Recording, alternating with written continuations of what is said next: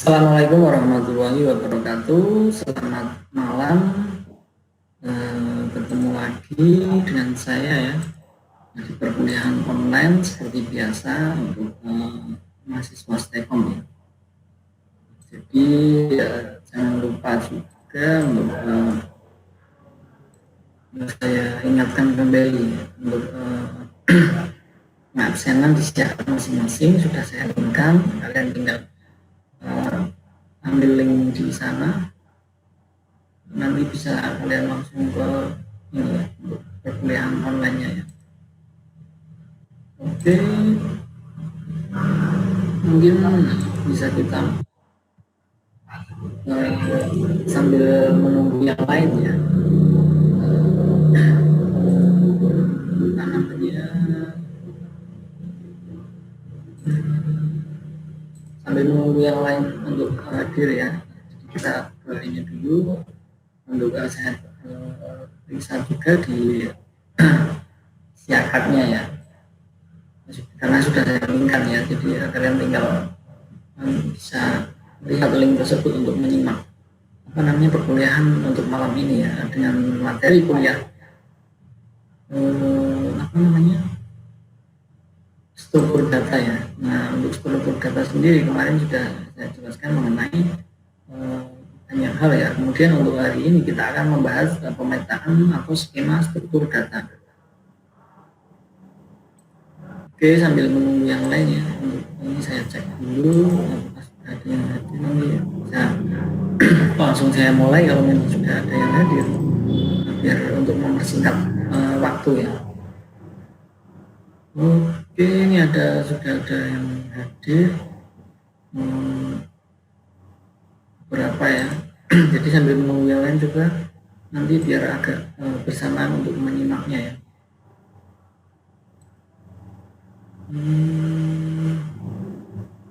Mungkin langsung saja ya, saya mulai saja untuk mempersingkat waktu juga untuk struktur struktur data ya, untuk pemetaan atau skema struktur data. Jadi kita akan membahas untuk skema nanti dengan array dan linked list ya untuk hari ini ya. Nah, untuk pemetaan sendiri dia untuk data sendiri adalah segini ya, ada berapa banyak.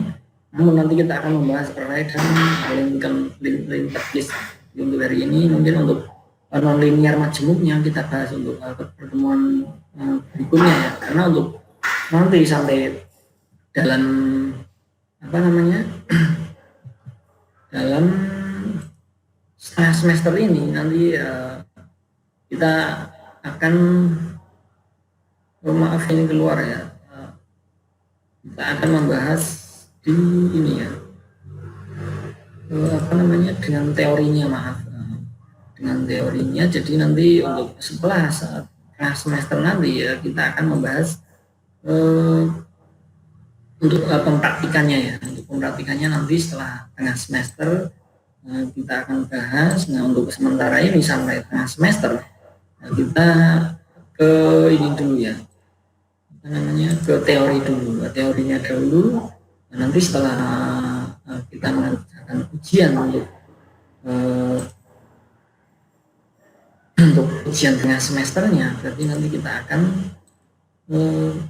dalam mempraktekkan struktur datanya ya. Jadi ya, oke, mungkin bisa dipahami ya untuk mengenai nanti apa materi yang akan kita nanti tampung ya, nanti ya dalamnya akan kita bahas dalam kita nanti saat pembahasan dengan prakteknya. Oke, langsung saja kita akan membahas mengenai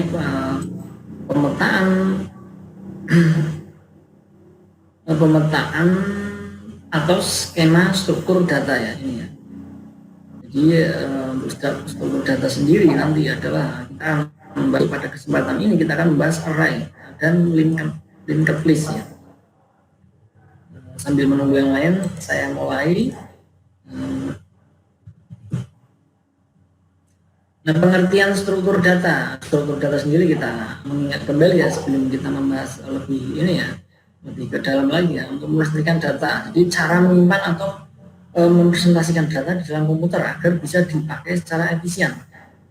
Ini nanti agar lebih tidak memakan banyak apa namanya untuk memori ya. Jadi ada strukturnya dalam kita menyimpan atau mempresentasikan data tersebut.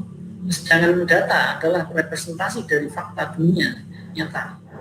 Fakta atau keterangan tentang kenyataan yang disimpan, direkam atau dipresentasikan dalam bentuk tulisan oleh orang.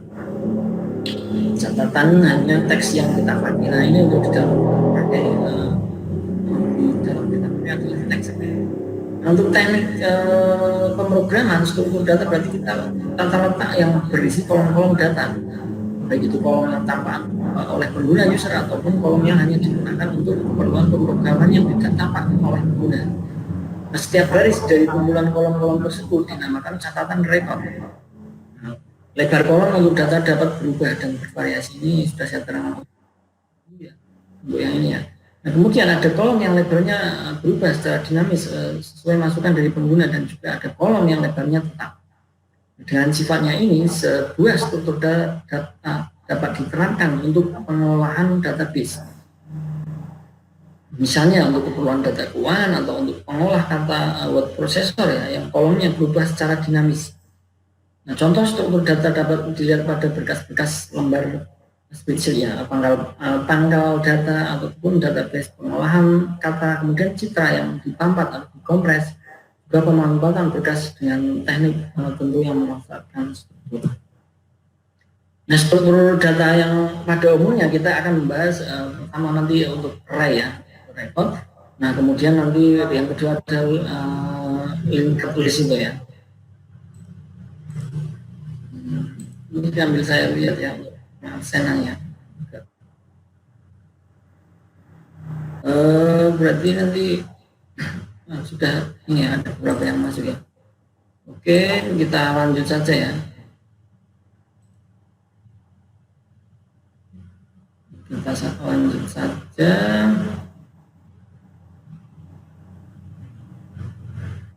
Untuk threadnya belum mau ya. Kita lanjut untuk array sendiri ya. Jadi array adalah struktur data yang terdiri dari kumpulan elemen, nilai atau variabel ya. Masing-masing diidentifikasi oleh satu indeks array atau kunci. Nah, array juga salah satu struktur data yang paling tua dan paling penting yang digunakan oleh hampir setiap program. Banyak yang menerapkan struktur data dalam pembuatan daftar dan string. Array merupakan kumpulan dari nilai-nilai data yang bertipe sama dalam urutan tertentu, yang menggunakan sebuah nama yang sama. Nilai-nilai data dari suatu array disebut elemen-elemen array. Letak urutan dari suatu elemen array ditunjukkan oleh suatu indeks. Array dapat berdimensi ya, 1, 2, 3 atau lebih. Nah, bentuk dimensi array berupa dimensi 1 atau one dimensional array mewakili bentuk vektor. Dimensi 2 atau dimensional array mewakili bentuk dari suatu matriks atau tabel ya. Nah, kemudian dimensi yang ketiga mewakili bentuk ruang. Nah, array biasa digunakan dalam setiap bahasa pemrograman termasuk C, Pascal, Java dan lain-lain. Jadi nanti kita dalam mempraktekkan untuk mata kuliah ini, struktur data ini kita menggunakan C++ ya nanti ya. Menggunakan Borland C++. Jadi nanti kalian sudah punya ya untuk softwarenya untuk Borland sendiri nanti, karena untuk mempraktekkan struktur data sendiri kita menggunakan C++ ya atau Borland C++ nanti ya untuk membuat praktiknya ya. Nah, logika sederhananya array itu bisa disamakan dengan dua orang dengan nama yang sama dan di dalam suatu komunitas. Nah, untuk membedakan antara nama yang satu atau dengan nama yang lain, maka diberikan inisial tambahan untuk setiap nama. Nah, deklarasi array kemudian ya di dalam penulisan bahasa pemrograman setiap menggunakan array harus dideklarasikan terlebih dahulu. Nanti saya contohkan ya. Nah, deklarasi yang array diawali dengan nama variabel array diikuti dengan indeks array yang dituliskan di dalam tanda seperti itu ya, untuk kurung ini ya, untuk ada petiknya kemudian kurung. kurung yang seperti ini, kemudian diikuti dengan kata cadangan off dan tipe data yang dibutuhkan. Nah, bentuk penulisan umumnya tanda pengenal misalkan array baru tipe indeksnya off tipe. Nah, ini ada off-nya ya. Untuk kata cadangan tipe data yang dibutuhkan sesuai dengan ini ya, sesuai dengan field-nya ya nanti ya. Nah, ini kita contohkan untuk variabel A misalkan array-nya 1 sampai 4 of integer karena ini ada keterangannya merupakan tipe indeks dari array ya. Kemudian untuk yang variabel kedua misalkan untuk sebagai contoh saja ya untuk 1 sampai 5 ini of string, kemudian of real untuk yang 1 sampai 10. Nah, ini ABC ini merupakan tanda pengenal atau nama variabel dari array. Jadi ya, kita mempunyai 3 variabel. Nah, kemudian yang 4 ini integer indeks array yang menunjukkan banyaknya data yang mampu disimpan. Nah, integer di sini menunjukkan bahwa data yang diinput berupa bilangan bulat. Kalau kita menggunakan bilangan bulat untuk tipe datanya kita menggunakan integer ya. Ini perlu diingat juga. Kemudian untuk yang 15 ini menggunakan string, kemudian untuk real sendiri dia menggunakan bilangan ini ya, misalkan 0,1 dan seterusnya seperti itu. Untuk string sendiri bisa menggunakan text ya.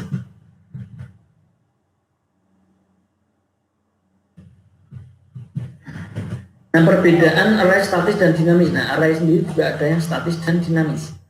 Nah, array statis itu tidak dapat dirubah lagi banyaknya tempat penyimpanannya. Namanya juga statis ya, berarti ini statis, tidak bisa dirubah. Nah, merupakan pointer. Sedangkan array dinamis bisa mengubah banyaknya elemen yang dapat disimpan dan dapat mengembangkan array dinamis dengan menggunakan pointer. Jadi bedanya antara array statis dan dinamis.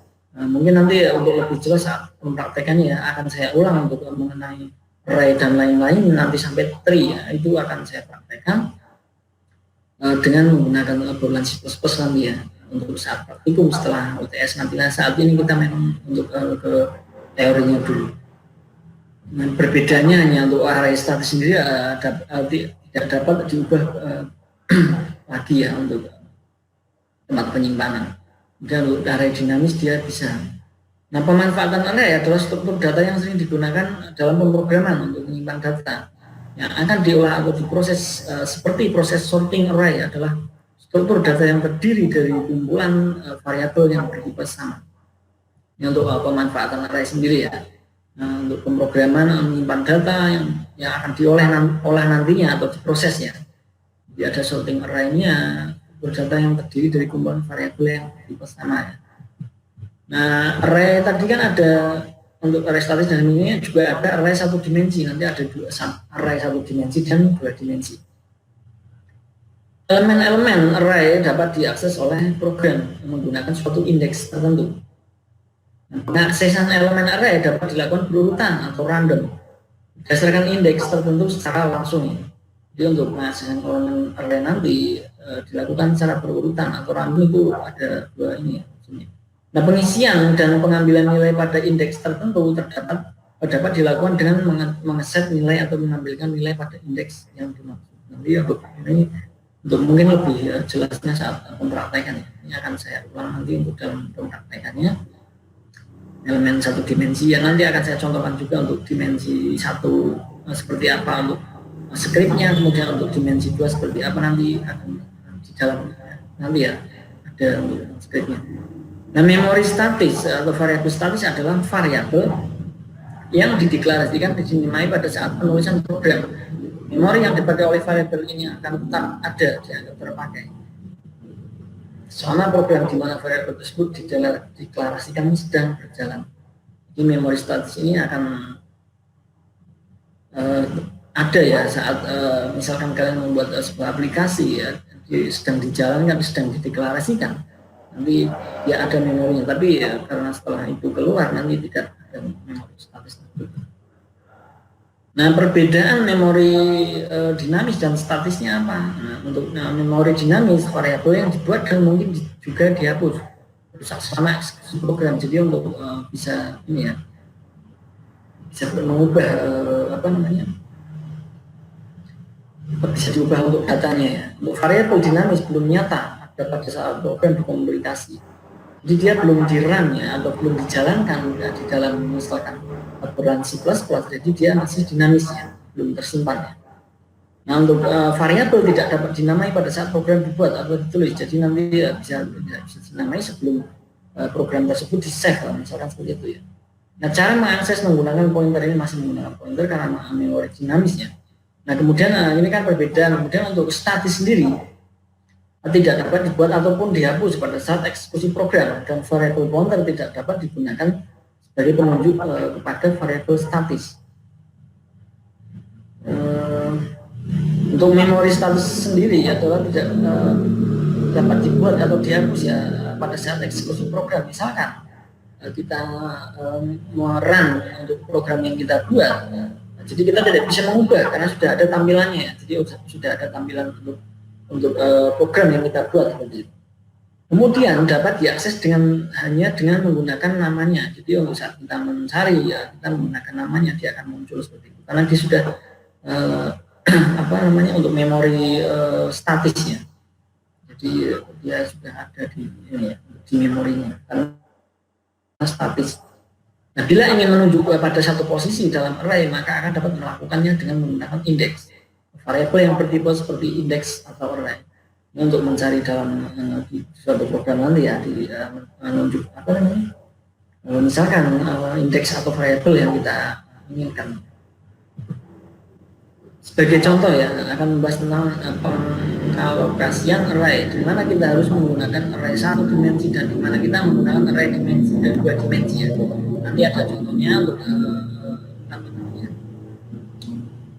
contoh dari penggunaan array satu dimensi dan dua dimensi akan lebih jelas, nanti akan saya contohkan skripnya, tapi tidak untuk dipraktekkan untuk pertemuan ini ya, karena di sini ya, untuk pertemuan ini memang untuk teori terlebih dahulu. Array sendiri apa? Array adalah tadi sudah bilang juga ya. Array adalah kumpulan data bertipe sama dengan menggunakan nama yang sama tadi ya. Dengan menggunakan array, sejumlah variabel dapat memakai nama yang sama antara satu variabel dengan variabel yang lain di dalam array, dibedakan berdasarkan subscript untuk scriptnya. Jadi sebuah subscript berupa bilangan dalam tanda kurung siku melalui subscript inilah masing-masing elemen array dapat diakses nilai subscript pertama 0. Oke, nanti kita contohkan ya untuk array satu dimensi dan dua dimensinya. Kemudian sebentar. Oke, kita lanjut lagi ya. Jadi sampai array tadi ya sebagai contoh. Nah ini mungkin apa namanya, kita akan melihat untuk yang slide berikutnya. Nah ini untuk di kelas ini sebagai contoh kecil saja ya, contoh sederhana. Tadi untuk pendeklarasian array 1 maupun array 2 ya yang dimasukkan di sini ya, untuk alokasian array ya. Ini sebagai contoh yang ini saja apa namanya, sederhana ya. Jadi untuk bisa dilihat di sini ada gambar integer untuk A-nya sendiri, indeksnya sini indeks ya A-nya. Kemudian nah keterangannya array dibagi menjadi dua, yaitu tadi ada satu dimensi dan dua dimensi. Nah array satu dimensi yaitu hanya ada baris, hanya ada kolom atau hanya kolom saja ya. Jadi dia apa namanya, hanya X atau Y ya. Misalkan X di sini berarti dia cuma ini ya, cuma ini ya, di daftar ini. Atau Y mungkin sini ke sini ya untuk Y nya. Atau X sini Y sini sama ya. Maksudnya tadi ya. Untuk X misalkan hanya data seperti ini, kemudian untuk Y nya hanya data seperti ini. Beda dengan array dua dimensi tadi ya. Untuk dua dimensi ya dia ada baris dan kolom, jadi ada X dan Y. Bedanya untuk dua dimensi tadi ya. Nanti untuk contoh dari skripnya ada ya, untuk satu dimensi seperti apa, kemudian dua dimensi seperti apa, dan pada intinya untuk array di sini yang satu dimensi adalah hanya ada kolom atau satu baris, ya, misalkan y ya y atau x, hanya x seperti itu. Beda dengan dua aksis untuk yang dua dimensi ini ya, ada x dan y, jadi dia ada ini ya, unsur untuk dua dimensi. Lalu satu dimensi dia hanya ke sini ataupun ke sini.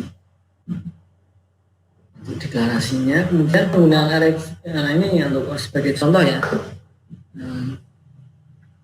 Ini ya, program nanti menggunakan bulan, misalkan ya kita menggunakan bulan C++ nanti, karena untuk struktur data sendiri kita menggunakan C++, bahasa C++ ya.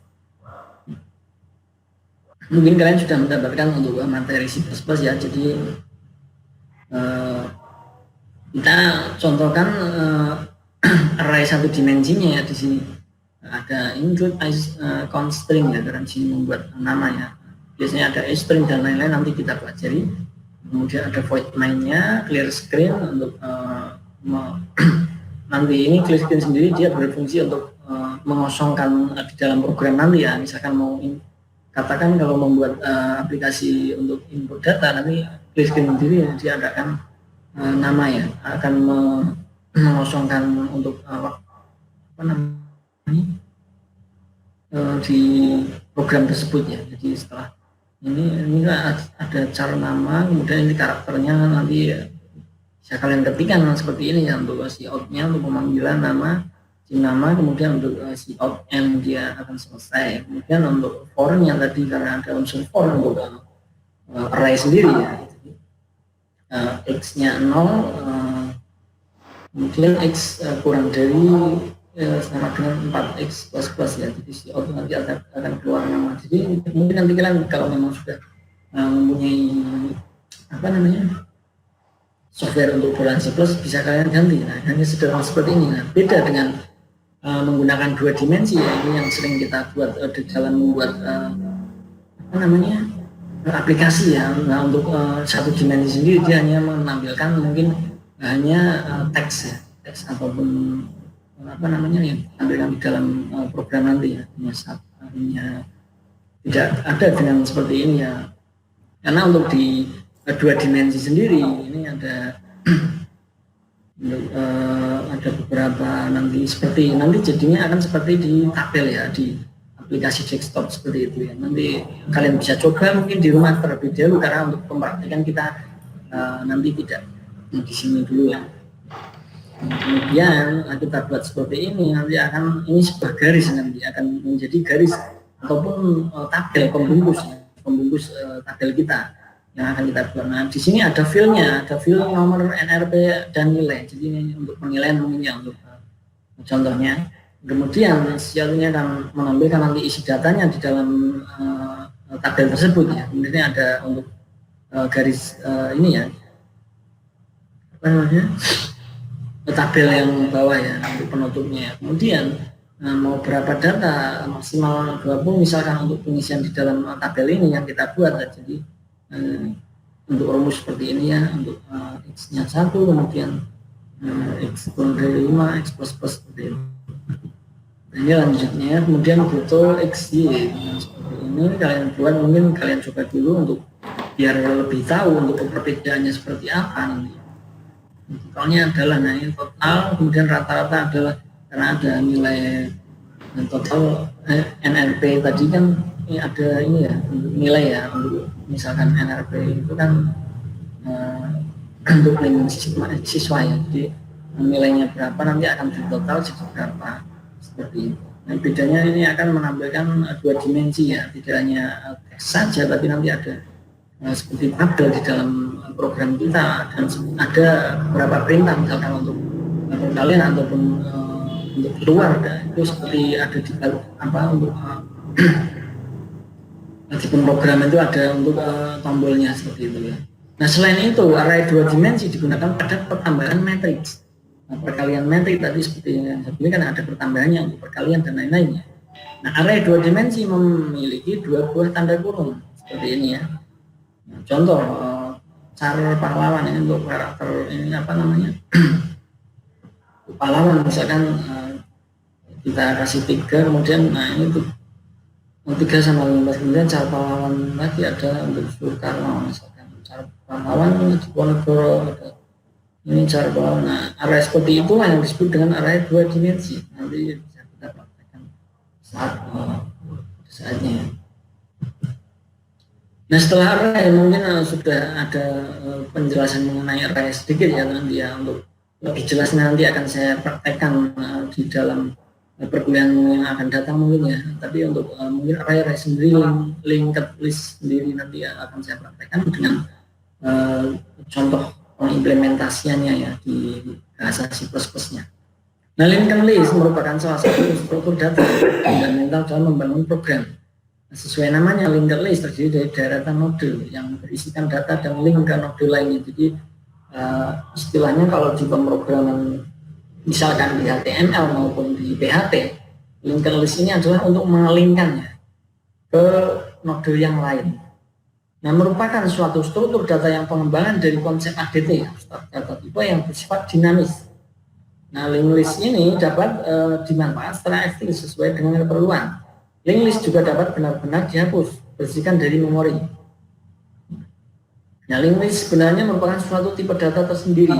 Ciri-ciri utama dari linked list adalah dia mempunyai minimal 2 elemen utama. Nah, elemen-elemen itu adalah data dan pointer untuk menunjukkan ke list berikutnya. Kita akan lebih efektif jika menggunakan konsep linked list jika kita memerlukan suatu pengaksesan pada struktur data yang lebih dinamis. Nah, konsep yang lebih cocok menggunakan linked list adalah ini juga akan kita bahas nanti untuk stack sendiri apa, penumpukan kemudian view sendiri itu apa namanya antrian ya, kemudian untuk pohon tree sendiri sudah saya jelaskan dulu juga ya, untuk pohon apa namanya seperti algoritma ya, menggunakan sistem pohon ataupun apa namanya flowchart dan lain-lainnya. Dan kemudian ada graph juga nanti, graph sendiri ya, grafik ya. Nanti akan saya jelaskan juga untuk poin ini ya. Hal ini dikarenakan oleh sifat dinamis dari linked list, kita tidak perlu untuk mengetahui berapa blok memori yang akan kita akses. Jadi jika kita butuh blok baru dengan memori, tinggal menyisipkan pada kanan atau kiri list yang telah ada. Ini untuk linked list sendiri sudah paham ya, untuk intinya untuk mengelingkan ke node lain. Jadi ada apa namanya hubungan ya sesama node.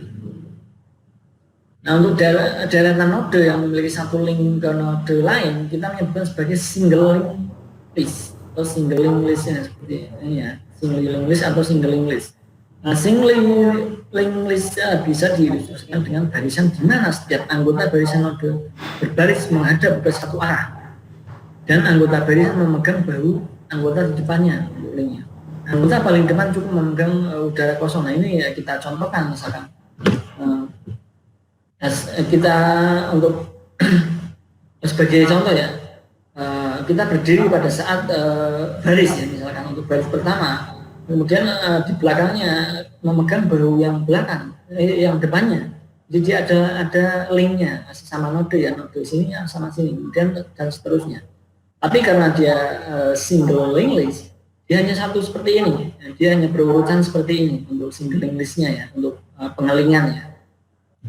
Nah, untuk yang kedua ada node yang node lain, kita menyebutkan sebagai double. Nah, ini beda lagi dengan seperti ini ya. Kalau di sini kita double, bisa diilustrasikan dengan deretan orang, di mana tangan kiri setiap anggota memegang tangan kanan anggota di sebelah kiri misalkan. Nah, tangan kanannya memegang tangan kiri anggota di sebelah kanan, tangan kiri anggota paling kiri memegang udara kosong. Demikian juga dengan anggota paling kanan yang memiliki nasib sama, tangan kanannya memegang udara kosong. Ini bisa kita lihat seperti kita dalam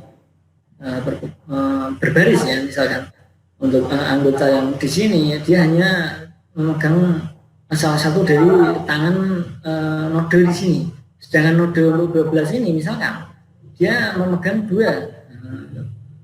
Karena apa? Dia memegang node 99, tapi untuk yang satu dia dipegang oleh 99. Nah, seperti ini 99 sama 37 juga sama ya. Untuk 37 juga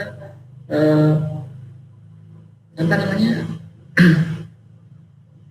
ke 99 seperti itu ya. Tapi untuk 37 dia memegang udara kosong untuk yang node di sini ya. Jadi dia hanya satu tangan yang berhubungan atau dilingkang ya. Ini bisa dipahami ya untuk double sendiri ya. Nah untuk yang ketiga link listnya bisa disusun linear dan sirkular. Ketika disusun sirkular pada single link list anggota barisan yang tadi kita bahas tidak lagi memegang udara kosong, namun memegang bahu anggota yang paling belakang. Jadi tidak untuk sirkular double link list atau double circular link list, nasib anggota paling kiri dan paling kanan juga berubah. Tangan kanan anggota paling kanan memegang tangan kiri anggota paling kiri. Jadi ini ada sirkulasi ya, sirkularnya ya. Yang tadinya untuk link list untuk singlenya dia untuk satu tangan di sini dia hampa memegang udara dan di sini juga hampa, maka dia akan disirkulasikan, dia akan memutar. Misalkan ketiga orang di sini, dia akan ke sini dan tangan yang hampa di sini untuk 37 dan 12 dia akan dihubungkan, jadi dia akan menjadi sirkular atau sirkulasi ya, perputarannya. Jadi tidak ada yang kosong seperti itu untuk yang linear atau sirkular ya. Paham ya untuk sirkular sendiri ya, sistemnya seperti apa. Nah untuk struktur link list dalam bahasa C nanti kita akan menggunakan bahasa C ya. Nah macam-macam link list itu merupakan macam-macam link list yang tadi saya sebutkan ya. Untuk pengertiannya single link list, setiap node pada link list mempunyai field yang berisi pointer ke node berikutnya dan juga memiliki field yang berisi data. Nah, akhir link list ditandai dengan node terakhir dan akan menuju ke nol yang akan digunakan sebagai kondisi berhenti saat pembacaan link list. Jadi ini hanya dia seperti yang untuk tadi untuk sebagai dicontohkan ya. Dia searah ya untuk single link list tersebut ya. Dan akan selesai pada yang tidak proses misalkan dari 1, 2, 3, 4 dia untuk 1 sampai 4 dia sudah selesai, tidak kembali ke 1 seperti itu. Kemudian untuk double sendiri ya link list dengan menggunakan pointer, di mana setiap node memiliki 3 field, yaitu satu field pointer yang menuju ke pointer berikutnya. Nah yang tadi ya, kemudian satu field pointer yang menuju ke pointer sebelumnya. Kan dia ada misalkan kita ibaratkan dengan tangan tadi ya, tangan 1 dan tangan 2 itu kita dapat semua. Nah kemudian dan field yang berisi data dari node tersebut, pointer next dan briefnya menuju ke 0. Nah, tadi ya untuk double sendiri walaupun untuk kedua tangan bisa mendapatkan semua, tapi untuk pointer next dan briefnya ataupun awal dan akhirnya dia akan menuju ke 0 ataupun tidak ada link atau tidak link ke nodenya ya, tidak ada hubungan ke node yang pertama dan terakhir seperti itu ya. Nah, seperti inilah. Nah, seperti ini ya. Jadi untuk yang terakhir di sini, dia tidak ada hubungan ke sini. Untuk yang satu sendiri tadi ada sejajar ya. Jadi setelah untuk proses yang terakhir ini dia akan menunjukkan ke 0 ataupun selesai ya. Nah, di sini untuk yang dua tadi yang di sini ya, yang di tengah ini bisa berhubungan. Tapi untuk yang di sini dia akan menunjukkan 0 ya, sama dengan yang awal. Beda dengan ini nanti ada sirkularnya, sirkulasi. Nah untuk sirkulasi sendiri untuk pengertiannya adalah pointer next-nya menuju ke dirinya sendiri ya. Jika terdiri dari beberapa node maka pointer terakhir akan menuju ke pointer terdepannya ya. Ini ya seperti yang ini ya. Jadi ya ada sirkulasi. Setelah node 1, 2, 3 ini misalnya 12, 9, 37 ini tangan di sini kan tidak ada yang hampa karena tangan yang terakhir di sini dia akan ke sini. Jadi ada link semua ya, tidak ada nolnya ya. Nah, untuk double sirkular ada sirkular tadi ya. Untuk double sendiri ya, adalah list yang pointer next briefnya menuju ke dirinya sendiri secara sirkulasi. Nah jika dilihat pengaksesannya linear dan sirkular link list dapat dibedakan sebagai berikut ya. Untuk linear link listnya tile next dihubungkan ke 0 ya. Kemudian untuk sirkular link listnya dihubungkan ke head. Jadi dia tidak ada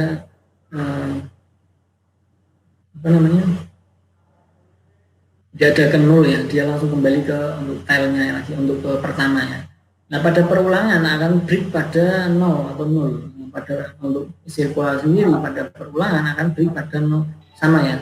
untuk perulangannya. Untuk metodenya lebih sederhana, metode lebih sulit dibandingkan dengan linear ya. Nah, algoritma akan lebih sulit jika kita melakukan penyelesaian masalah dengan menggunakan konsep sirkular antrian ya, ini. Akan lebih mudah pada konsep tertentu, salah satunya seperti konsep antriannya, dia akan lebih mudah menggunakan sirkular list ya daripada linear tadinya. Karena untuk sirkular sendiri dia ada sirkulasi atau perputarannya, tidak berhenti pada satu nol atau satu apa namanya penyelesaiannya. Selesai mungkin untuk hari ini kita sudah membahas array dan linked list ya. Nanti pas kita sudah waktunya untuk apa namanya mempraktekkan, nanti akan saya praktekkan mengenai array dan linked list sendiri ya. Untuk saat ini kita membahas untuk teorinya saja dulu. Nah, nanti baru kita akan ke praktiknya setelah UTS seperti yang saya bilang tadi ya.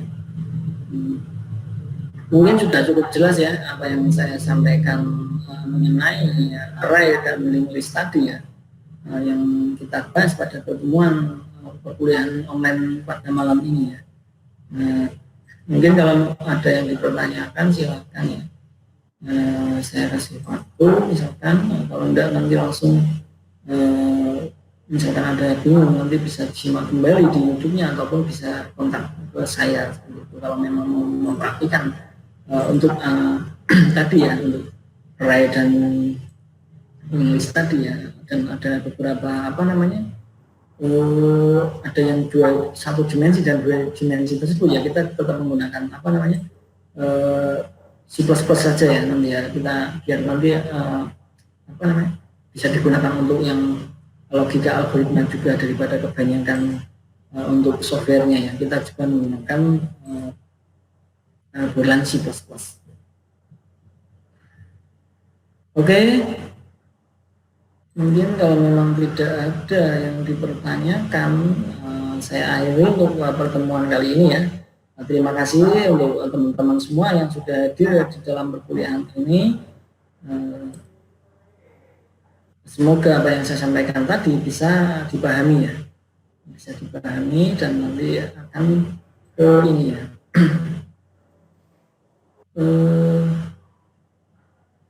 ke prakteknya nanti ya. Oke, kalau memang tidak ada yang dipertanyakan, saya akhiri untuk perkuliahan ini. Terima kasih untuk teman-teman semua dalam perkuliahan online ini ya. Semoga wabah yang menjadi halangan kita untuk perkuliahan tatap muka secara langsung ini akan segera berakhir, dan kita akan bisa perkuliahan secara pada umumnya lagi ya. Oke, terima kasih untuk semuanya. Saya akhiri untuk pertemuan kali ini. Wassalamualaikum warahmatullahi wabarakatuh. Selamat